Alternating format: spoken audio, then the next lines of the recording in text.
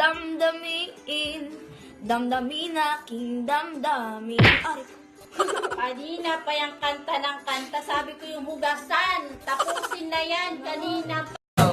Check! Check! Check! Check! Aluluga! Check! Check! Check! Check! Aluluga! Kali! Kali! Kali! Tanga! Umalawayaw! Tingnan mo! Nag-resign na yung yaya natin. Ang hirap-hirap kumuha ng yaya eh! Para naman yan sa'yo tsaka sa bata! busog lang ako, hindi ako buntis! Asawa mo ngayon ay akin. Nakuha ko sa isangin. Ngunit nang ikaw ay nakagay. Gusto ko yan. Asawa mo'y dumating.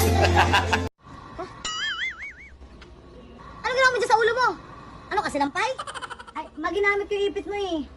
Ama na yung gamitin ko yan. Mukartehan talaga. Ang makikita ang ipit doon eh. Sipit din naman to eh. Maganda kaya to pang millennial.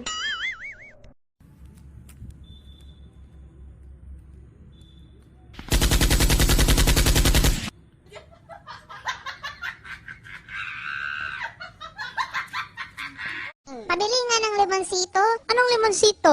Limonsito ba? Yung maliit na buongon.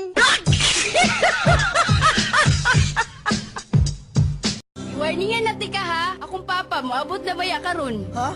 Nga naman, wala man tigibuhat nga daotan. Maugani, kung naa kay plano, buhata dayon. Anong English ng gatas? Bear brand. Anong English ng kape?